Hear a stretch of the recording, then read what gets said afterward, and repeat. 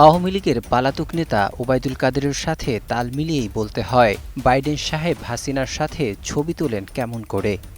আসলেই প্রশ্ন, যুক্তরাষ্ট্রের সে সময়কার প্রেসিডেন্ট জো বাইডেন কেমন করে হাসিনার সাথে ছবি তুলতে পারেন, কেনই বা তুলেছিলেন ছবি। হাসিনা বা তার সরকারের সে সময়ের এক ঐতিহাসিক ছবি ছিল সেই ছবি, যা বিক্রি করেছেন স্বয়ং হাসিনা, হাসিনার ছেলে মেয়ে এবং হাসিনার নেতাকর্মী সহ শুরু করে হাসিনার বাসার কাজের লোকও।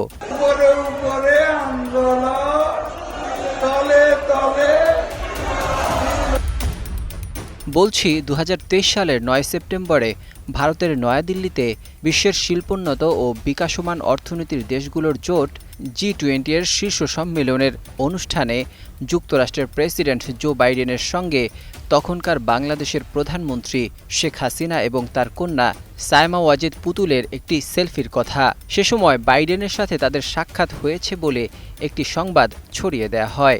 এছাড়া আলাপচারিতার পাশাপাশি শেখ হাসিনা ও সায়মা ওয়াজেদ পুতুলকে নিয়ে সেলফি তুলেছেন মার্কিন প্রেসিডেন্ট জো বাইডেন, এমন কিছু ছবি পোস্ট করা হয়। তবে সেই ঘটনার আড়ালে লুকিয়ে ছিল এক ভিন্ন রকম গল্প।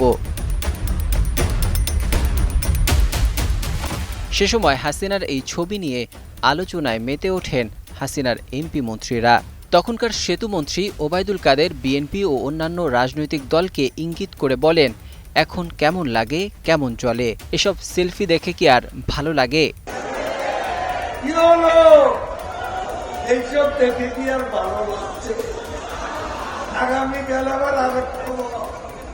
কি বলবেন বকুল, কি বলবেন বয়স, কি বলবেন আমির।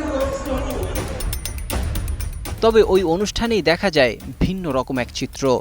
হাসিনা বাইডেনের সাথে কথা বলতে গালিচা বাদ দিয়ে দৌড়ে ছুটে যান বাইডেনের কাছে। সেখানেও পাত্তা পায়নি হাসিনা। সূক্ষ্মভাবেই হাসিনাকে ইগনোর করেন বাইডেন।